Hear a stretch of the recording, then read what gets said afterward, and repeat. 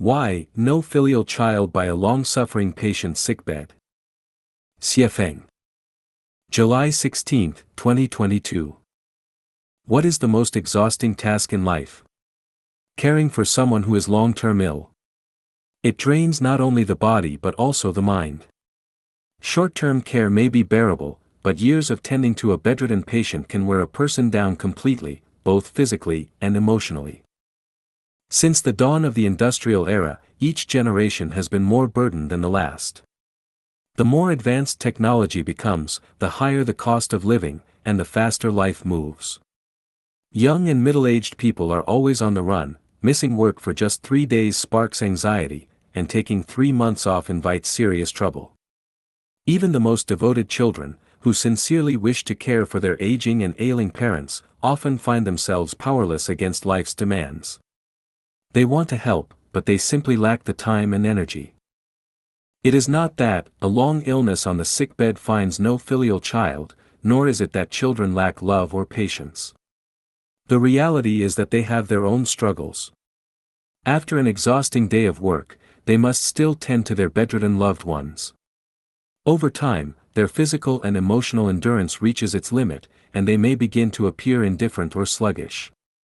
This is not a sign of lacking filial piety but simply the result of being overwhelmed.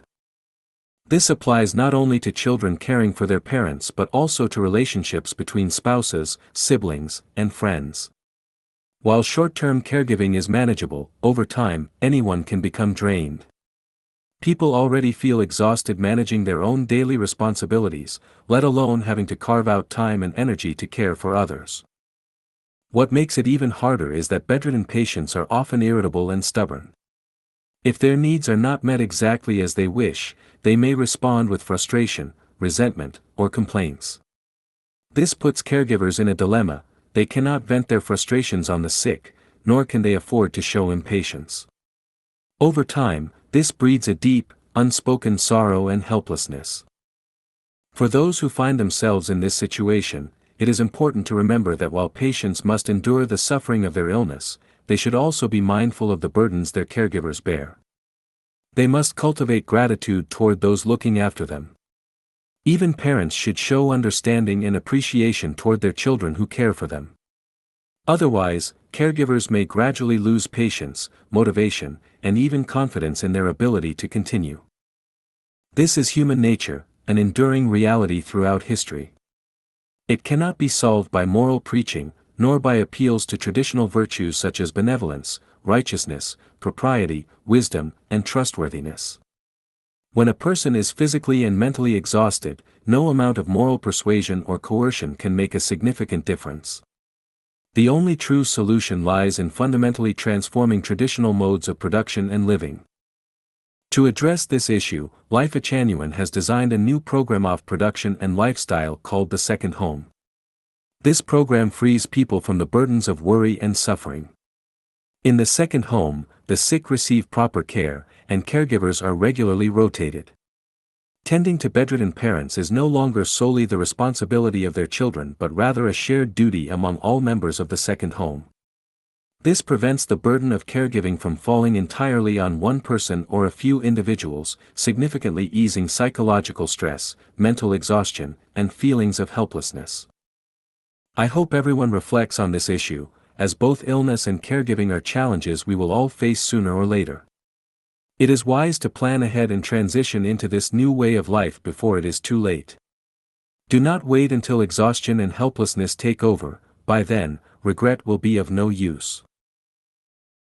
Owning nothing, possessing everything, a life of freedom. Xiefeng. February 15, 2022. Since I donated all my belongings, leaving not a single penny, to the second home of Lifechanyuan, I have truly had nothing to my name.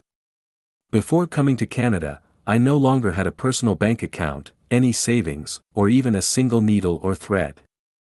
Indeed, I had reached a state of owning absolutely nothing. From that moment on, I no longer worried about thieves stealing my possessions or the devaluation of currency. No matter where I go, that place becomes my home. After arriving in Canada, for tax reasons and daily convenience, I opened a personal bank account. Additionally, I purchased a property to serve as the base of the Lifechanyuan International Family Society and the headquarters of Lifechanyuan. However, none of this is my personal property. The bank account and the money within it belong to the community. The property belongs to the community. Everything belongs to all members of Lifechanyuan, not to me personally. I am merely a user, a caretaker, maintaining everything for the community. Last year, I earned the equivalent of 200,000 renminbi from running a small inn. Yet, everything I earned also belonged to the community. I eat community-provided food, live in community-owned houses, drive community vehicles, and dedicate my life to its mission. In life, I am a celestial of the second home. In death, my soul belongs to the second home. When I pass on, I will leave peacefully, without worrying about property, because there will always be members of Lifechanyuan to manage and live in these spaces. Since letting go of personal possessions, have I ever lacked anything? Not at all. I have never gone hungry, never felt cold, and never been trapped. On the contrary, my life has become richer and more fulfilling. Spiritually, I feel no pressure. Mentally, I carry no burdens. I live freely, light-hearted and unburdened. When I was a small business owner, living in a villa and making money every day, I used to feel sorry for those who had no house, no money, and no car.